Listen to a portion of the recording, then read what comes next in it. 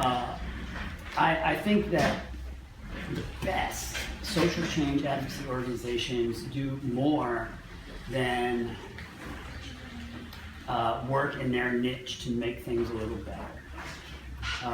They seek to find transformative changes. They seek to make quantum leaps in the area where they work, because that's the kind of organization that I want to give to. I don't want to give to an organization because I don't have that much money. If I had a lot of money, I'd give to lots of organizations. But I want to give to an organization that is going to make things like 5% better, or 10% better if they're strong. I want to give to an organization that's going to change the way people think about stuff. And so that's the kind of organization that I'm trying to lead at the California Bicycle Coalition, to change the way people think about bicycling. And that's part of the reason why we're doing this bicycle purchase incentive program. It's one of two really innovative campaigns that we're doing. The other one, by the way, is to create a program that will change the way cities plan their bike networks. Instead of fighting one block at a time, one street at a time, one bike lane at a time, they'll just have to fight over the whole network. And they'll say, I'm sick of fighting with 4 merchants over parking in front of their city, when we know that citywide, if we just did this whole thing, everybody will benefit, including those merchants, right? Mm-hmm. So it's a program that will reward cities that think big like that. So that's the one program. And the bicycle purchase incentive program is the other. Because all over the country, people think, when they think transportation environmentalism, they think electric cars. And in California, we spend, I'm sorry, I don't know the exact number, it's more than $100 million. It's maybe hundreds of millions of dollars on the Clean Vehicle Rebate Program. And other programs that incentivize individuals and companies to switch their fleet from gas cars to electric cars. And I'm thinking, how come they don't give money to people who ride bikes? Right? I mean, that's the cleanest vehicle, and it's always driven me crazy that if I were rich, I could drive an electric car, but I'm not rich. I'm riding a regular bicycle, and I want you to give me money to buy an electric bicycle so I can go further and faster. But no, they won't. And we're going to change that. We're going to change that. Jeannie, who I referred to earlier, has submitted language, which I'm going to read to you. And I promise I'm only talking for a couple minutes. Section 75240 is added to Division 44 of the Public Resources Code as follows. The Strategic Growth Council shall develop and administer the Bicycle Purchase Incentive Program to reduce greenhouse gas emissions through projects that provide incentives to consumers, business, and government agencies to support bicycle purchase and use in place of motor vehicles. Section 75241. To be eligible for funding pursuant to the program, a project shall demonstrate that it will achieve a reduction in greenhouse gas emissions. Preference shall be given to projects that also achieve the following criteria. Support mobility by bicycle, especially for low-income residents and families. Provide economic benefits to California by promoting California-based jobs and businesses, especially in disadvantaged communities. And to drive new technology advancement for bicycles and electric bicycles. This is our strategy to create a legislative hammer that the governor will respond to by saying, you know what, we don't want you to tie our hands with legislation, because if you tie our hands with legislation, then we have to do exactly what the legislature wants to do, and we don't want to do that, but we support the idea. What do you want? And we'll sit down with them and negotiate with the governor's administration a program that will result in a 25, it's kind of the going idea, the likely result is a $25 million pilot program administered by the governor's administration that will provide incentives for people to buy bikes that will replace their car trips, especially people with children and cargo bikes, people who have longer trips, people who couldn't afford an electric bike otherwise, and also companies that want to have electric bike or regular bike fleets, and bike sharing is where that $25 million will go. And in so doing, we will create the first such bicycle purchase incentive program in the United States. And it's not even that common elsewhere in the world.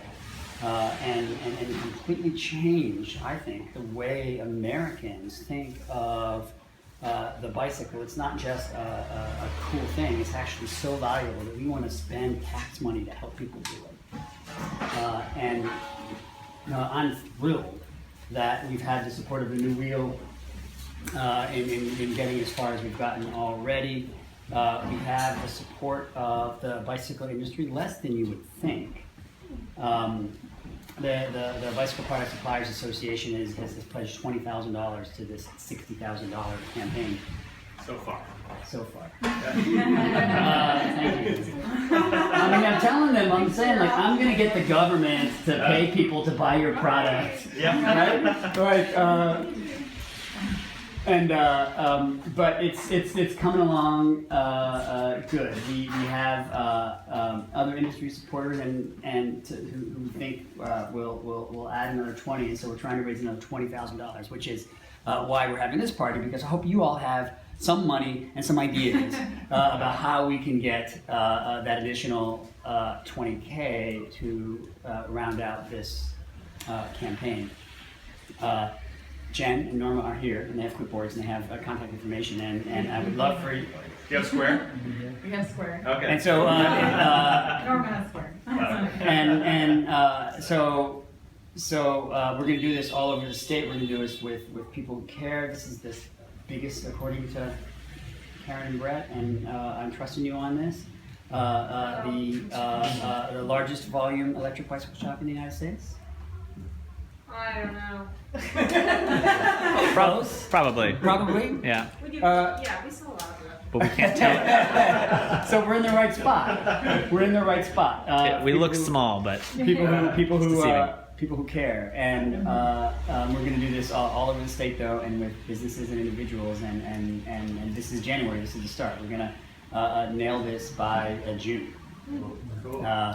And so please donate as much as you can, or give us ideas, or at least sign up with Norma and Jen. And while they're doing that, I'll take questions. If anyone has any questions or issues. Edwin, hi. Hi. You know I'm going to ask, will it include three-wheeled Yeah, of course. They're legally bicycles. Okay. I have a question. Have you guys taken any inspiration from the British, what's it, the cycle scheme programs that they have? Or Tell me more. I know that they have a similar program where the government incentivizes people to buy bikes for transportation. The issue with that, I think that is a tax rebate, That's something like that. and we haven't actually gone that route. There's no chance of getting a federal income tax. I guess we could do a California income tax rebate thing. But yeah, the U.S. Congress ain't gonna help, and there's already this mechanism to provide rebates and other programs through the greenhouse gas reduction fund. So that's kind of the natural place to go, rather than the tax route. Will it be retroactive?